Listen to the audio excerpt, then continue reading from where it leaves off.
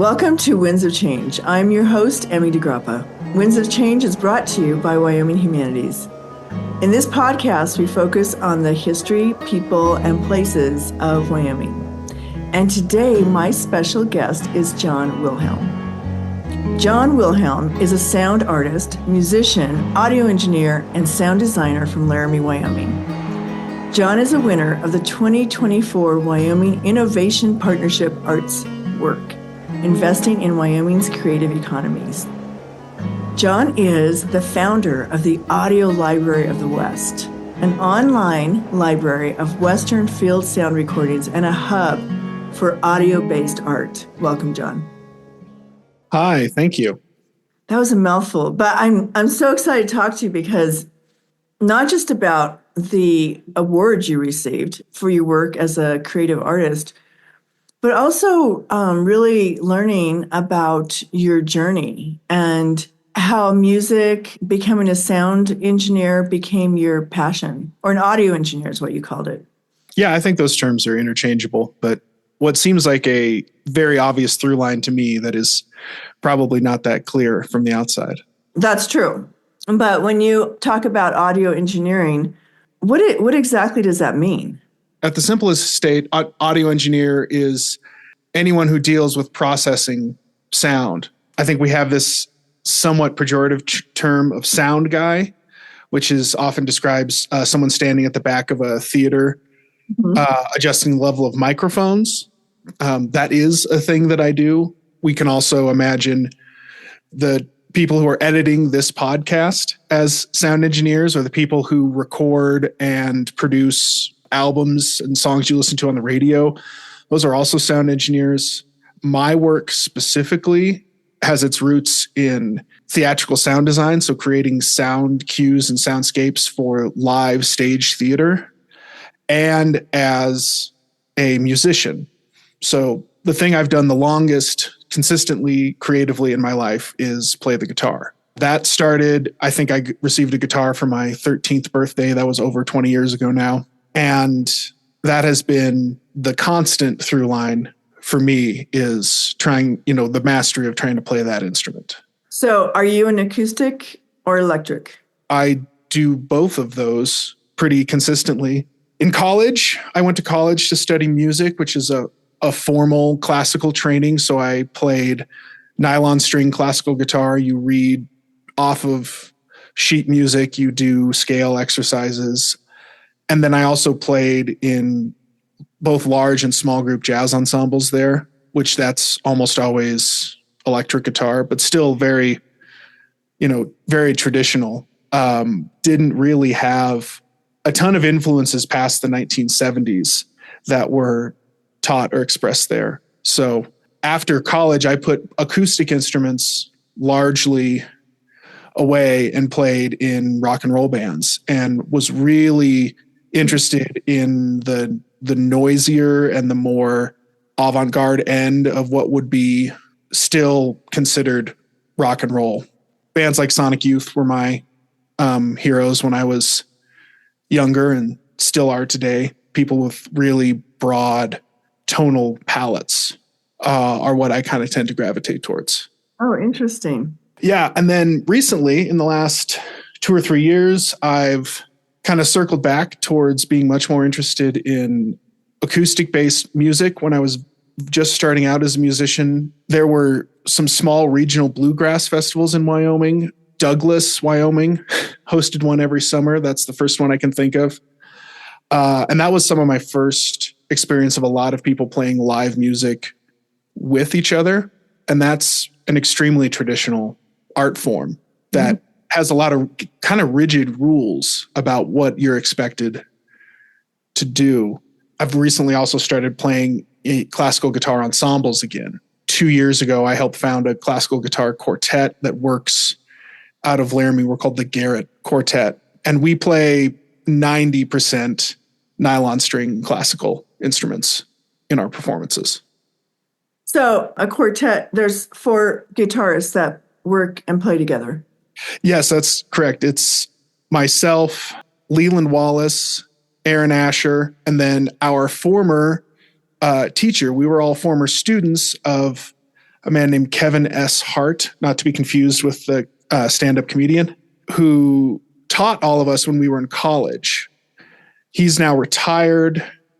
And coincidentally, the four of us all work out of office space on the third floor of the Laramie Plains Civic Center here in Laramie. And we have started playing that nylon string classical ensemble music together. So it's chamber music for guitar. Well, I have to give you a shout out when I launch your podcast. Your idea that you won the Creative Economy Startup Challenge for, mm-hmm. the online library of Western field sound recordings. What exactly does that mean? How do you describe that? Sure. I think the first place to start is to talk about what field recording is, which is any audio recording that is made outside of a traditional studio. Mm-hmm. Typically entails using mobile equipment. The equipment I use is all battery-powered recorders. Some of them are quite small. And I go either out into the natural world or around man-made structure to record audio that I find interesting. Originally, this was a tool, as I mentioned, I have a long-standing working relationship in live theater. This was a tool to create sound cues for theater. So if the script for a play calls for a loud car door slam to happen off stage, one way you can reproduce that in the theater is to record the action in real life, edit it, and replay it through speakers in the theater. So that's a process that I started doing through there, and then discovered that there's an entire world of people who treat this not just as a means to an end for a different creative pursuit, but also as an art form in and of itself that really should deserve its own attention. And that's what I try to do what's what I want to do with the Audio Library of the West, is create a space that allows people to really listen to the world around them and examine just through our ears how our environment can shape and change us. That's so interesting. But how do you make it about the West, quote unquote? Well, let me explain that this way. So these libraries for recordings, many of them exist, and they're largely geared towards content creators, people who work in film, people who work in digital video media, that kind of stuff. And they are generally interested in having the widest breadth of content available. So you want sounds from all over the world and every possible permutation of rain falling, let's say. You want to be as extensive as possible. But those projects are interesting commercially. They're commercially viable to a certain degree, but they aren't interesting as a demonstration of place, mm-hmm. demonstration of geographic space and identity, because that's not their goal.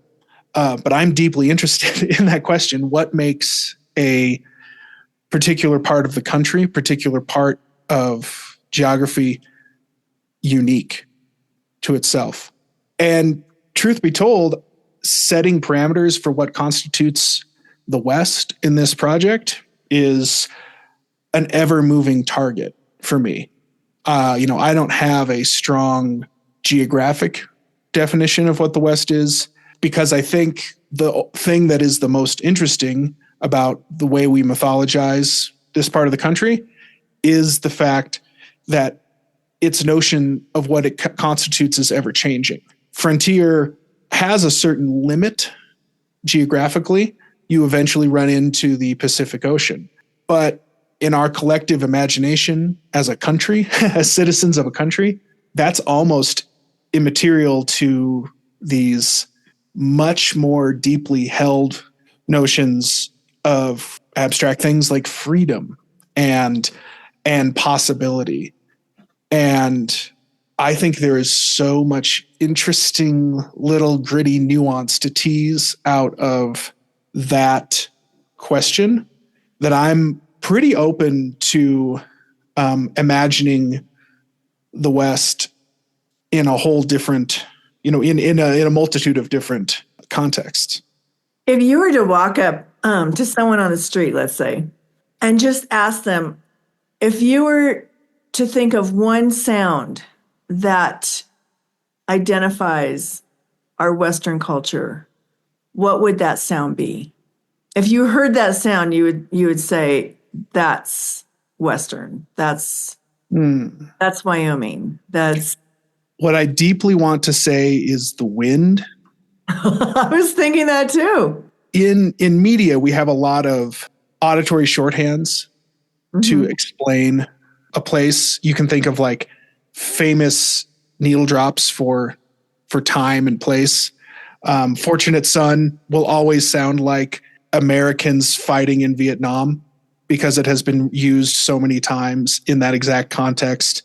You know, the most cliche, I think, shorthand for the American West is spurs, is jangling spurs, is that whole scene of swinging saloon doors, walk, jangle spur, jangle spur, jangle spur.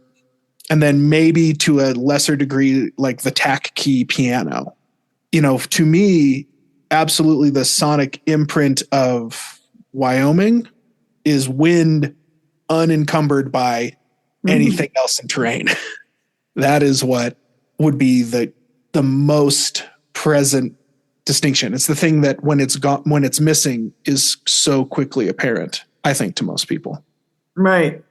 I do too. Mm-hmm. Or in the autumn, the wind and the leaves are making a lot of noise. Yeah.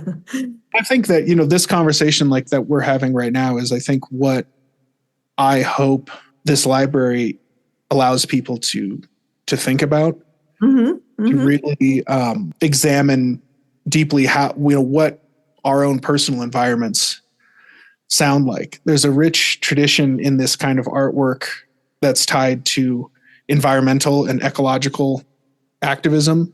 Lots of projects trying to preserve, quote unquote, natural habitats, preserve their sonic characteristics. I think this kind of conversation is sort of why I'm so deeply interested in this question. Another part of your project, of course, is not just collecting, and maybe there's no, I can see there's a beginning, but like you were saying, there's really no end, because it's just up to your creative imagination and how you'll go out into the field to collect these sound recordings. How will you distribute it? How will it become a place where, you have like a membership, and so then people pay a membership to collect, download, or use any of the things that you've collected? How does that work? Yeah, that is the experiment I'm endeavoring on. My absolute dream is that it could really be treated like a library. We would have the same relationship that you would have with your public library. Mm-hmm. The internet as a place of commerce has taken a different trajectory than the notion of the public library. There are obvious exceptions, right? But like, by and large, if you're trying to make money to sustain a project, you sell digital goods. Mm-hmm. So audiolibraryofthewest.com, for example, might look a lot more like, say, a music retail platform, similar to, say, Bandcamp, which is largely utilized by independent musicians, than as a clearinghouse for, just come and kind of take anything you would like. But that actual interface will have some materials that people can listen to, sort of like a streaming space, and then a portal to purchase the high quality digital download if you choose to either keep it for your own enjoyment or more likely want to license that and use those sounds in your own endeavors. Say if it's someone like myself who is making theater, someone who is looking for audio for commercial video, that kind of stuff. So going from that to your field sound recordings, what is audio-based art? So do you consider these field sound recordings as audio-based art? Are they one and the same? Yeah, that question of what is art beguiles people all the time, right? Yep. Yeah. I am kind of the belief that the thing that makes something a piece of artwork is the intention that an artist imbues into it. So I could say exhibit a recording that I have made in a manner that it would constitute as art. The work I prefer to do isn't quite as simple as exhibiting existing recordings. I tend to think of the field recordings as the raw materials. Field recordings are sort of like the paint still in the tube for a painter. Right. Those are the raw materials. Mm-hmm. It's the unformed clay of what a piece of sound art would be, which you then change, manipulate, juxtapose multiple sounds together and display them for public mm-hmm. consumption. That, I think, to me is what I mean when I talk about sound art. Okay. That makes a lot of sense now. And I couldn't agree more. I love the way you described it, that what you're going to collect as out in the field as this collection of different sounds, it's what people take and do with the sound that creates the piece of art that they're going to use it for in whatever way. Yeah, absolutely. Like This American Life or different podcasts that I've listened to, they do that they take the noise on the street or whatever they're talking about or talking to, they put you in the place where they're talking to that person. Mm-hmm. And I think that's so cool. Absolutely. That's a tremendously prescient example of, sound design that mm-hmm. I think can feel so transparent mm-hmm. to the average listener. You mentioned This American Life, a fantastic example, a show that has really immaculate levels of production. There's so much attention paid to every moment of every episode of that program. I think often in the service that all kind of melts away into the background and you're paying attention to a story. That's their real goal.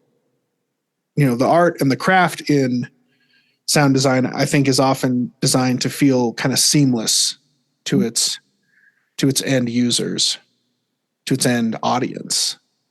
Right. It's because what they're doing is they're creating the experience, that you're having this experience as you're listening. Like they're bringing you in to someone's life. And that's such a great way to think about sound design, is how it is taking you from where you are into a place or a situation or an experience that someone else is having. Yeah, I mean, that's the goal. I think that's the goal. We're all kind of, I say we, like creative people, artists in general, are attempting to do, is to create a little more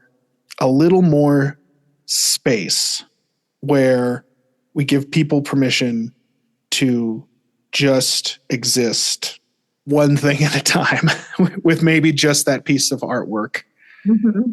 At least that's been a kind of recurring thought in my creative practice. I think it's so amazing. I'm so happy that you're really experimenting with it and you're have an open mind about, what, and that's part of, being a creative, is that you're always creating. You're always thinking about how can you make it better? What is it? What is that final product gonna look like? And such a great thing that you're developing. I'm really excited to talk to you, John. I want to know, how can people find out more about you? How can they find out more about your library? When will you basically do the launch? Let people know it's live, it's out there, whatever. What's the next steps? The library launch will be in the fall of this year, so that's quite a few months away. This award that I received from participating in this competition runs on a 1-year cycle, and started at the beginning of what would be Q4 of 2024. So somewhere in the vicinity of October, that project, that funding will be wrapping up. It is my goal to have presentable in an online database the Audio Library of the West around that time. It could be in beta, it could be a very minimal version, but the idea is that this is a long-running project that will be added to gradually over time. My immediate next steps are amassing some portable recording equipment and sending it around to people in the state or around the greater American West and let those folks record things that pique their interest or excite them. I'll be launching a few initial collections that I think can really hone in what our mission is going to be. The largest amount of work I have currently cataloged in this project is actually sounds of the Union Pacific Railroad, because I participated in a huge collaborative moving public art project called High Iron, which is going to be based in Laramie through this spring, and then we'll be moving to Rollins in the fall. It's a monument to the history of labor of the Transcontinental Railroad and the people who built the railroad. And that's a multi-year project that's moving to many places along the UP main line in Wyoming. That's a very cool project that I am just a tiny participant of. But that project should get shouted out right now. High Iron, I believe their website's highiron.org. They do a really cool thing. So I'm planning to build together some of these collections. We want to have perhaps sounds of labor or sounds of work, sounds related to energy, and then perhaps sounds related to emptiness, sounds related to moving. These are very intentionally broad categories that I hope could be a little more thought-provoking to people. A thing I wanted from the very beginning was not to just put together a collection of 50 recordings of bison. I tell you, this is my great big bison library. Someone wants that. Someone needs that. There's certainly, those things can certainly exist in our program, but I want the process of using this library to be a little more explorative for people than so simply cut and dry. That's excellent. I think those are important too, because it is the West. We have the largest migration of animals in the lower 48. So Wyoming is very well known for their wildlife. And it's super, beautiful and interesting and just magical when you can hear a pack of wolves howling. It's like, whoa.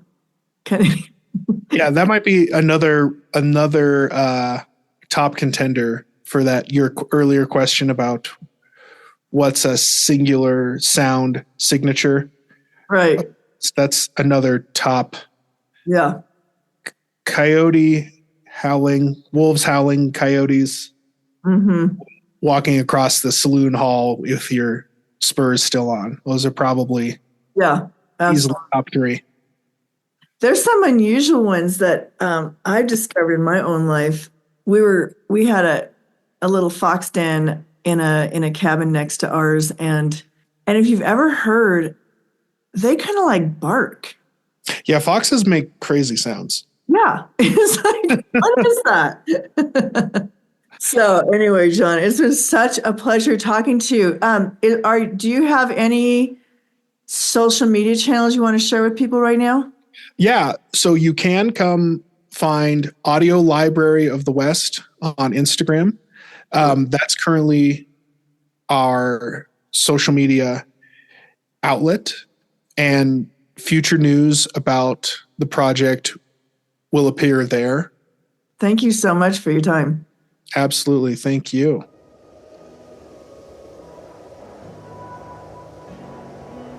Thank you for listening. I'm executive producer, Emmy DeGrappa. Winds of Change is brought to you by Wyoming Humanities, our co-hosts, and all the people who generously share their stories and their time.